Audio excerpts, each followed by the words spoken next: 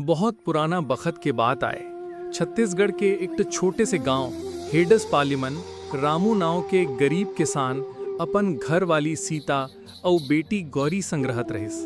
रामू गरीब जरूर रहिस, फिर बहुत मेहनती और नेक दिल के आदमी रहिस। ओकर घर के लगे एक पुराना पीपल के पेड़ रहिस। पेड़ के नीचे एक छोटा सा बिल रहिस। गांव के बूढ़ा बुजुर्ग मन कहत रहीन कि वो बिल मन नाग देवता के निवास है।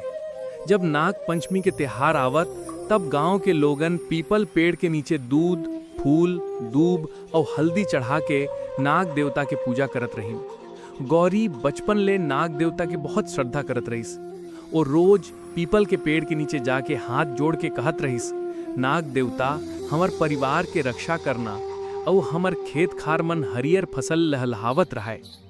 एक साल हेडस पाली गांव मन भारी सूखा पड़िस।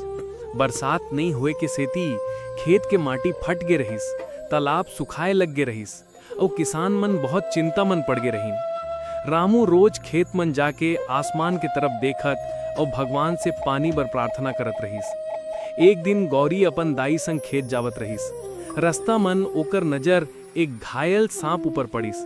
सांप के देह मन चोट रहिस और वो ठीक से हिल भी नहीं पावत रहिस। गौरी डरिस जरूर, फिर ओकर मन दया आगे। वो अपन दाई ले कहिस, दाई ए सांप घायल है, हम मन एकर मदद करन। दाई डर के कहिस, बेटी दूर रह, सांप काट दी।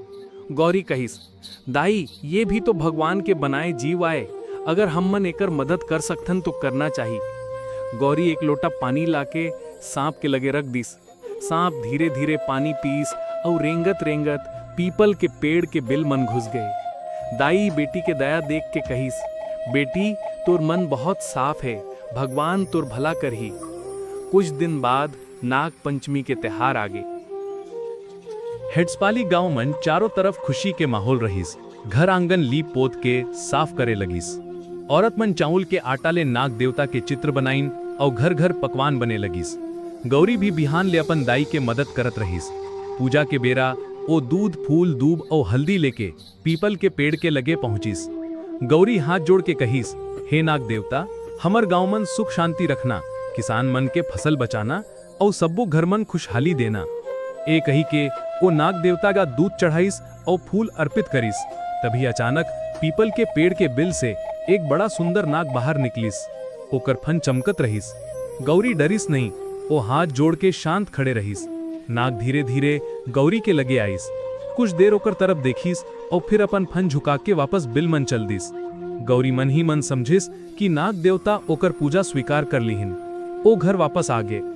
ओही रात हेडसपाली गांव के आसमान मन काले काले बादर घिराइन।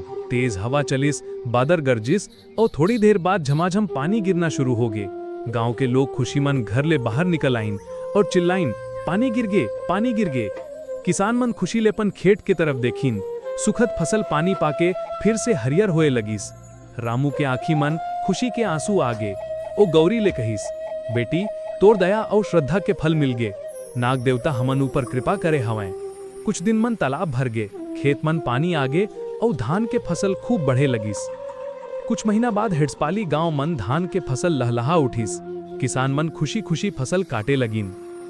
रामू भी अपन खेत मन धान काटत रहेस। तभी ओकर नजर खेत के मेड़ ऊपर एक छोटा सांप ऊपर पड़िस। रामू थोड़ा डर गए और पीछे हटिस। गौरी कहिस, बाबा डरो मत, ये नाग देवता के जीव आए, हमन इनला नुकसान नहीं पहुंचाबो। रामू हाथ जोड़ के कहिस, हे नाग देवता हमर गलती होए ते माफ करना, हमर गांव और परिवार की रक्षा करना। सांप कुछ देर तक वहीं बैठा रहिस, फिर धीरे धीरे झाड़ी में गायब हो गए। उस दिन ले हेडसपाली गांव मन एक नई परंपरा शुरू हो गई।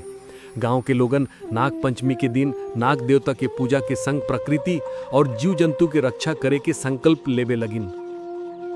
गांव के बूढ़ा मन बच्चा मन ला समझावत कहीन, नाग पंचमी सिर्फ सांप के पूजा करके तिहार नहीं आए, ये तिहार हमन ला प्रकृति, जीव जंतु और धरती के सम्मान करे की सीख देथे। जी हाँ, दया और प्रेम रही थे वहाँ भगवान के आशीर्वाद जरूर रही थे। गौरी भी हर साल नाग पंचमी के दिन बच्चा मन ला कहिस, ककरो जीवला बिना कारण नुकसान झन पहुंचाओ, डर की जगह दया रखाओ और प्रकृति के रक्षा कराओ। समय बीतत गे, गौरी बड़ी हो गे।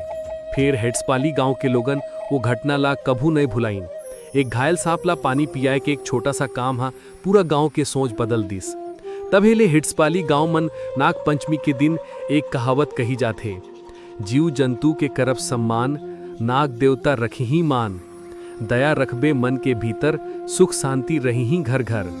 और यही सीख के संग हिट्सपाली गांव मन हर साल नाग पंचमी के तिहार बड़े धूमधाम ले मनाए जाते।